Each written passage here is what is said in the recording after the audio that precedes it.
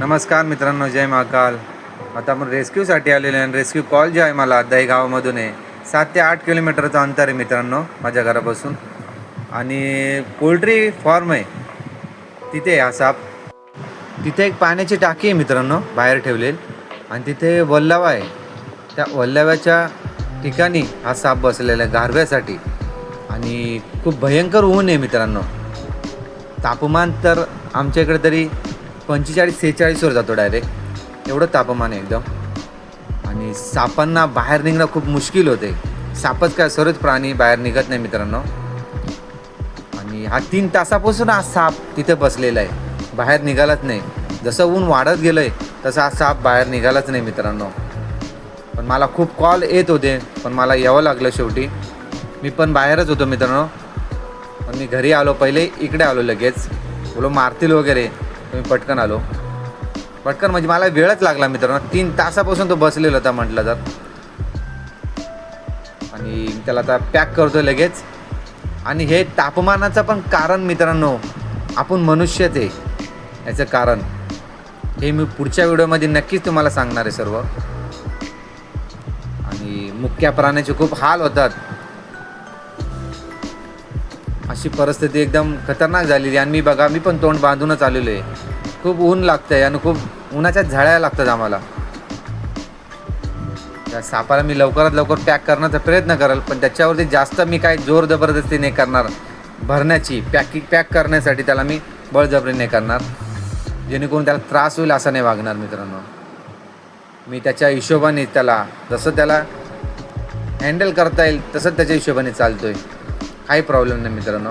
त्यासाठी मी त्याला सावलीत घेऊन आलो आहे.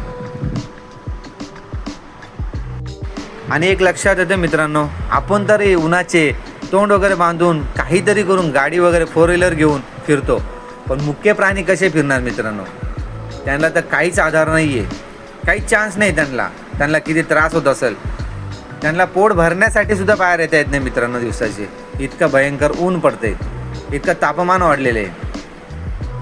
आणि मित्रांनो खूप जबरदस्त व्हिडिओ बनणार आहे पुढची. नेक्स्ट मी व्हिडिओ बनवल आणि निसर्गाबद्दलच मी सांगणार आहे. नक्कीच आपली त्याच्यावर बातचीत होणार आहे मित्रांनो. आता आपण याला पॅक करू पहिले.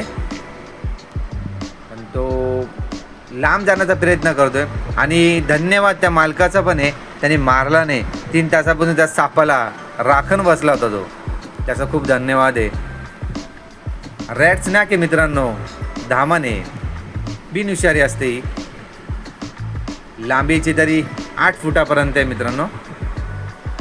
तर आपण याला पॅक करू लगेच. कारण हा मी तिथेच भरायला घेतला असता तर उन्हाचे त्याला खूप त्रास झाला असता, म्हणून मी पहिले सावलीला घेऊन आलो त्याला. मला पण सावली आणि त्याला पण सावली. हे बघा, तो त्याच्या हिशोबाने जात असेल तरच मी एवढं हे करतो, नाही तर काही जबरदस्ती नाही करत. आणि मी थोडी पण रिस्क घेत नाही आहे का सापाने मला बाईट केली पाहिजे असं काही करत नाही आहे. रिलॅक्समध्ये हँडल करतो त्याला. कोणीही अशा परिस्थितीत साप जर का सावलीला बसलेला असेल तर मारू नका. सर्पमित्रांना कॉल करून बोलत जा. हे बघा, मुक्का प्राणी येतो, त्याला बोलता येत नाही. त्याला ताण लागली, काही लागलं तर ते नक्कीच बाहेर निघतातच. ताण भूक लागली तर ते बाहेर निघणारच आहेत. त्यांना समजून घ्या थोडंसं. मारू नका. सर्पमित्रांना कॉल करून बोलत जा. आता आपण पॅक केला आहे, त्याला रिलीज करू आपण त्याला. हे बघा, मी लेट आलेलो मित्रांनो, संध्याकाळी रिलीजसाठी आलेलो. कारण साप मी दुपारचे 1:30 वाजता रेस्क्यू केला आहे. पण रिलीजला मी लेट आलो कारण पिशवी ओली केली होती मी आणि ठेवून दिली ती घरी. थंड केला होता त्याला. आणि बघा, संध्याकाळचे मी 5:30-6 वाजता आलेलो आहे. त्याला रिलीज झालेलं, तो आजाद झाला आहे निसर्गाच्या सानिध्यात तो. आणि आता निसर्ग पण राहिलेला नाही आहे मित्रांनो. सर्वीकडे झाडांचे एकदम सत्यानाश लावले, तोडून टाकलेत, काहीच ठेवलेलं नाही आहे निसर्गामध्ये. याला मनुष्य कारणीभूत आहे एवढं नक्की. याचे भोग पण आपल्याला भोगावंच लागणार आहेत. आणि याची सुरुवात झालेली आहे. निसर्गाने त्याचं रूप दाखवायला सुरुवात केलेली आहे, म्हणून सावध राहा सर्वांनी. हे बघा, हा साप तर आजाद झालेला आहे. आणि निसर्गाच्या सानिध्यात त्याला नक्कीच त्याचं पोट भरण्यासाठी त्याला साधन मिळेल सर्व काय.